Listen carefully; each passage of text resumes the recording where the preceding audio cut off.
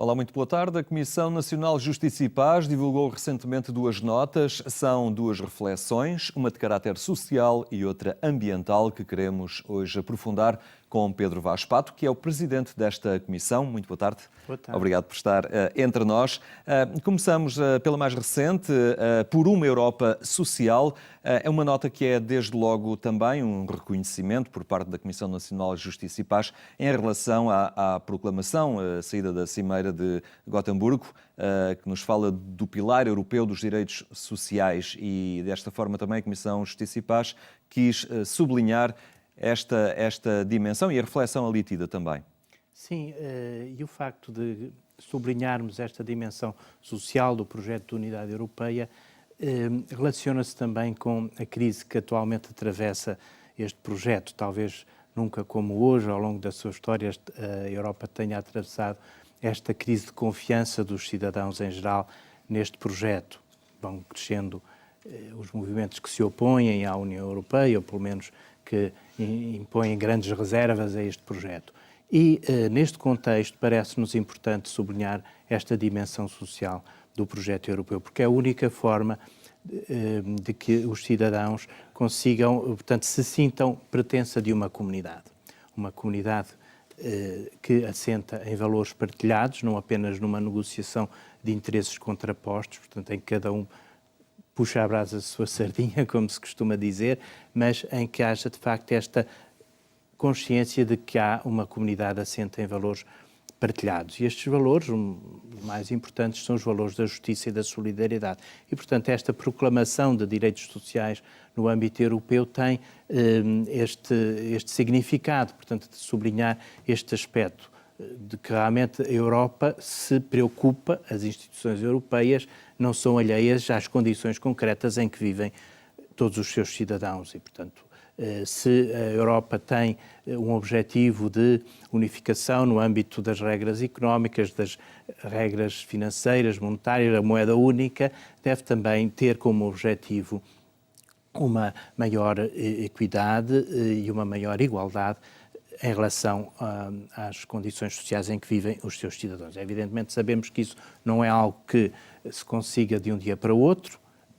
Esta proclamação não resolve os problemas todos. Há aqui toda a problemática que está subjacente à eficácia jurídica dos direitos sociais, que também estão proclamados na Constituição Portuguesa, mas não deixa de ser importante como o definir daquilo que é um objetivo, daquilo que é uma meta, que depois há de ser concretizada de várias formas. Esta descrença em relação ao projeto europeu e que se está a concretizar no aumento da expressão, até em termos de votos, de partidos mais radicais, ou no Brexit inglês, isto também advém um bocadinho do projeto europeu não ter concretizado as expectativas dos cidadãos, nomeadamente esta dimensão social, não é? Porque parece que houve um emergir de prioridades financeiras e económicas que cortaram um bocadinho ou que enfraqueceram muito esta dimensão social. Sim, eu também acho que é importante nós sublinharmos, além de sublinhar as insuficiências deste projeto e o que ele ainda tem de incompleto, também aquilo que se alcançou. E as pessoas às vezes esquecem-se, também porque não conheceram a experiência que conheceram outras gerações, que nunca a Europa passou um período de paz tão prolongado como o que se verificou depois da Segunda Guerra Mundial e depois da Constituição da União Europeia. E, portanto, também é importante sublinhar este aspecto positivo. Mas, de facto, falta ao projeto europeu esta dimensão. Nos últimos anos tem-se acentuado este aspecto, sobretudo aqueles países que mais têm, podemos dizer, mais têm sofrido com as exigências e as limitações que impõem as regras orçamentais, as regras do Pacto Orçamental, as regras que são consequência da moeda única.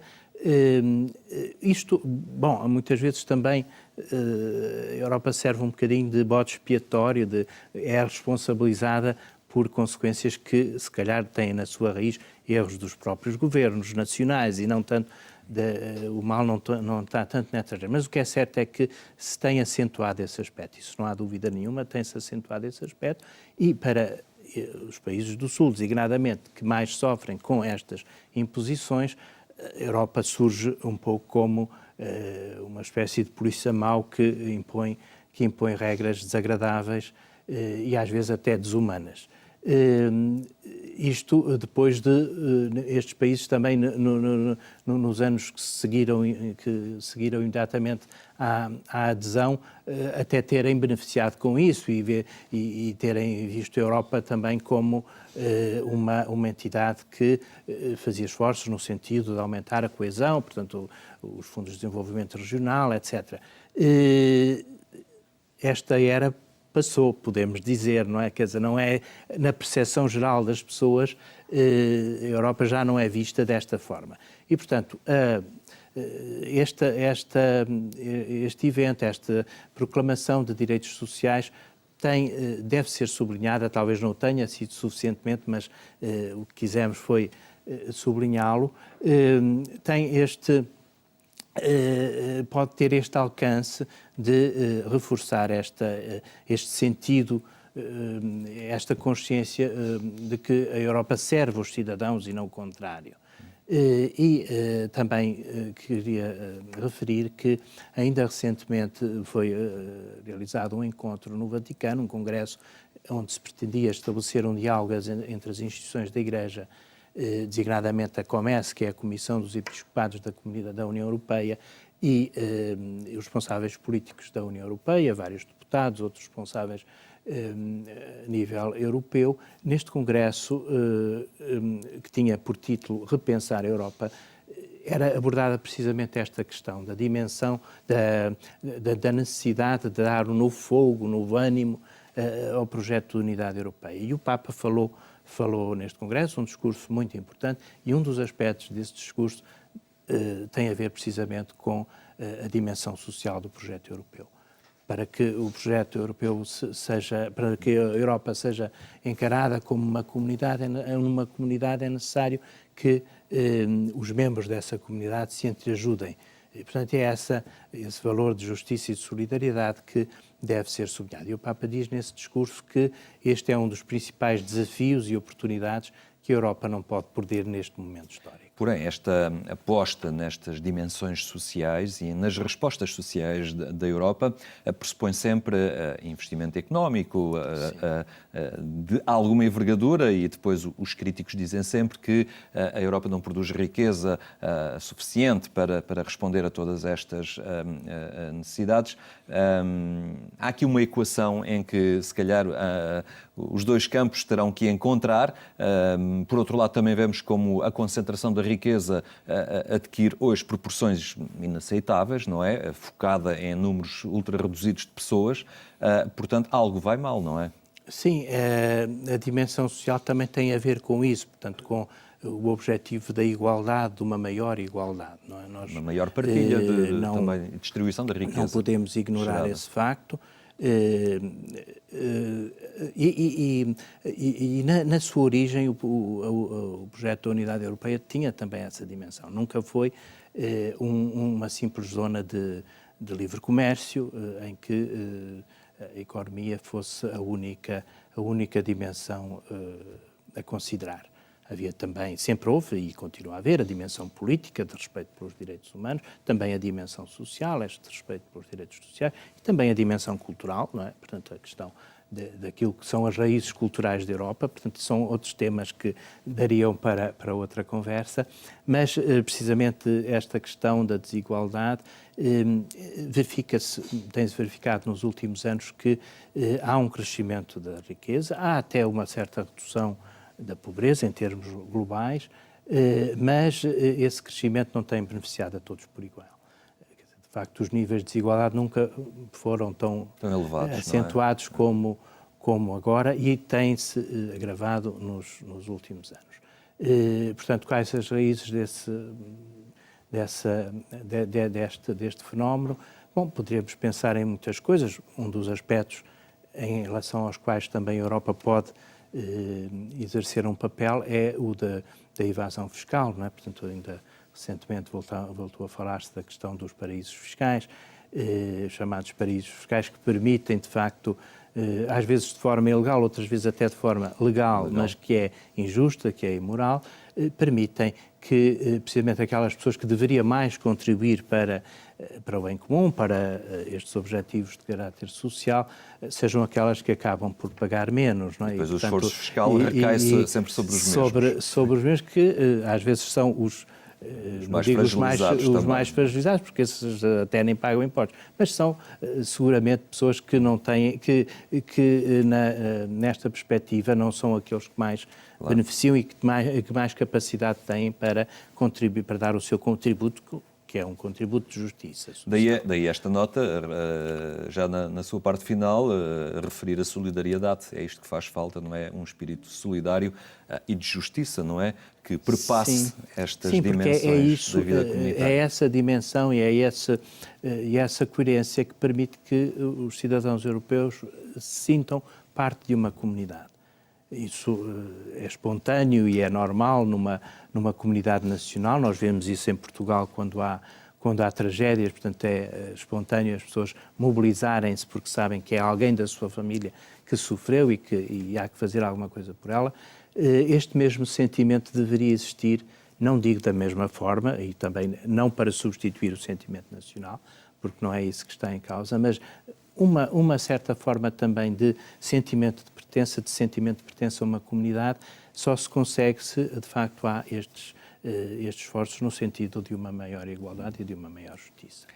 Uma outra nota ambiental que fizemos do pássaro azul que nos transporta, é o título curioso desta reflexão que apresenta o planeta Terra como um pássaro que nos transporta, não é? E este planeta está cada vez mais debilitado, nós conhecemos esta realidade, toca-nos agora de forma muito particular, com a seca que atinge o nosso país, e daí também a Comissão Nacional de Justiça e Paz entender que este é um momento oportuno e particularmente sensível também para os portugueses para refletirem melhor nestas questões. Pois, nós somos confrontados com este drama da seca. É um fenómeno que nos atinge de uma forma particular, não atinge só Portugal, atinge outros países. Tem uma dimensão global, porque tem a ver com alterações climáticas, que ainda estão por explicar, mas também, de alguma maneira, também já tem alguma explicação.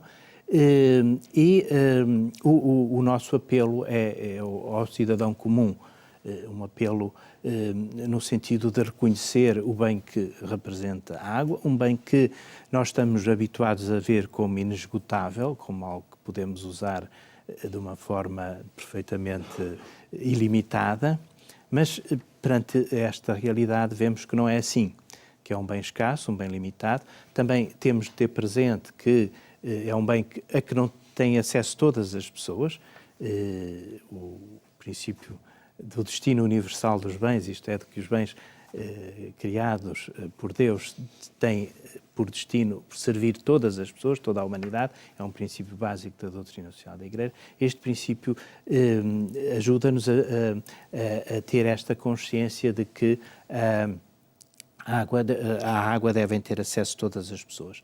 Mas, muito concretamente, em relação à nossa situação que agora vamos atravessar e vamos, em relação à qual vamos ter que tomar atitudes, quer os governos, quer o cidadão em geral, o nosso apelo é de uma utilização mais criteriosa, mais ponderada, mais consciente destes limites da água, deste bem que afinal não é inesgotável.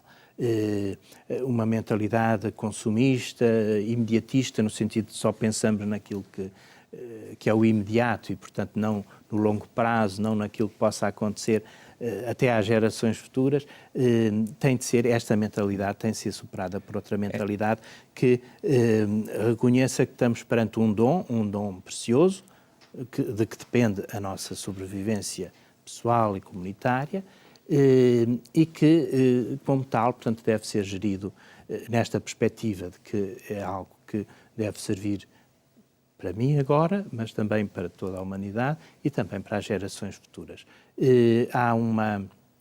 A este respeito, é também útil aquilo que nos recomenda o Papa Francisco, designadamente na encíclica Laudato Si, que há uma série de virtudes que têm sido um pouco esquecidas pela cultura contemporânea dominante, que são as virtudes da gratuidade, da gratidão, a gratidão por este dom, da humildade, da sobriedade. Portanto, e são estas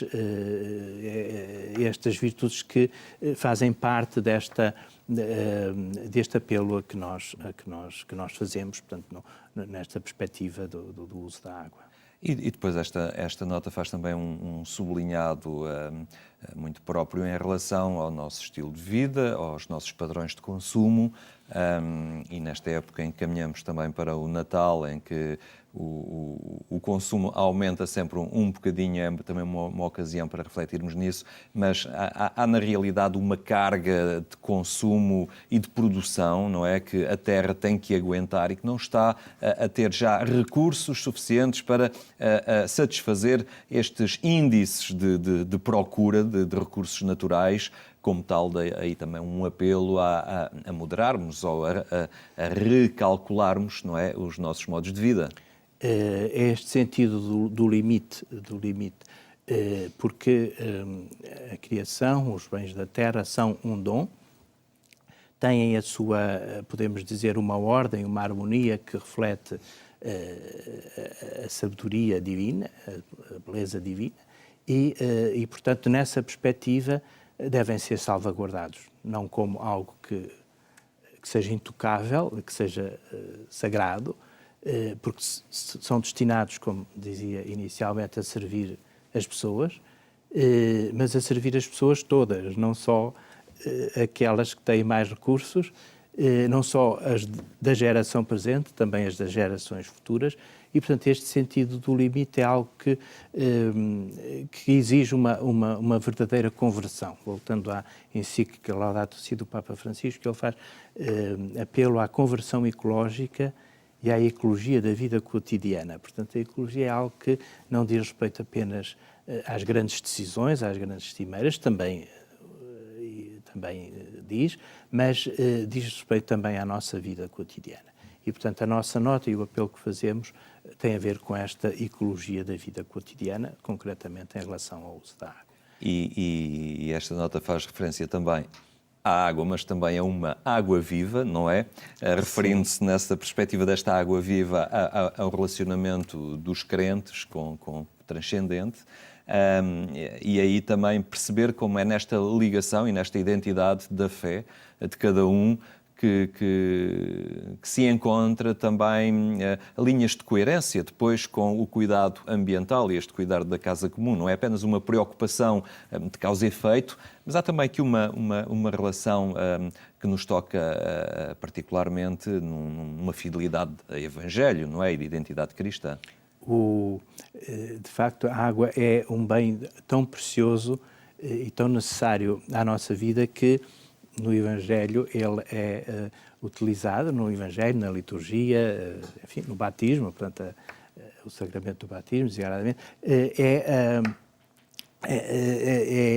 é visto como sinal não só da vida física, mas também da vida espiritual. Portanto, da mesma forma que temos necessidade de água para sobreviver fisicamente, há a água que representa Jesus Cristo e o seu Espírito que nos permite viver também do ponto de vista espiritual. E é algo que é bom lembrar também nesta altura do Natal. E a realidade do Médio Oriente, em que decorrem os Evangelhos, também era, desde logo, muito, muito sensível a esta questão da poupança da água, porque Sim. A realidade do deserto, não é? A água é um bem precioso. Sim, quando falta, às vezes só quando temos falta de determinado bem é que lhe damos valor. Isso acontece em zonas em que falta água e também, já que vamos atravessar este período severo de seca, também nos deve ajudar a valorizar este bem que se calhar muitas vezes não valorizamos precisamente porque não nos apercebemos de que também tinha os seus limites e que também não era assim tão acessível como poderíamos pensar. Estas são duas, falámos do ambiente, falámos da Europa Social, duas notas da Comissão Nacional de Justiça e Paz.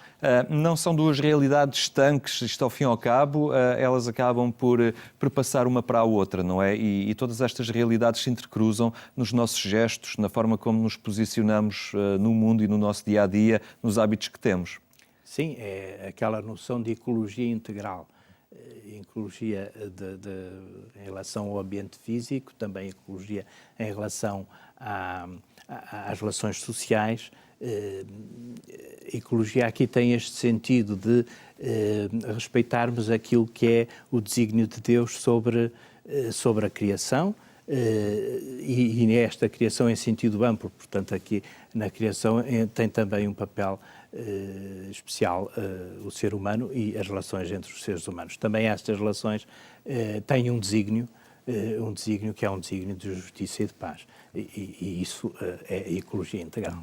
Muito bem, Pedro Brás Prato, muito obrigado por ter estado hoje aqui no programa Eclésia. Ficam esta análise em torno das duas mais recentes notas da Comissão Nacional de Justiça e Paz. Mesmo a terminar, deixo o convite para que acompanhe mais logo pelas 22h45 a edição rádio do programa Eclésia, que pode escutar na Antena 1. Tenha então uma boa tarde e até amanhã, se Deus quiser.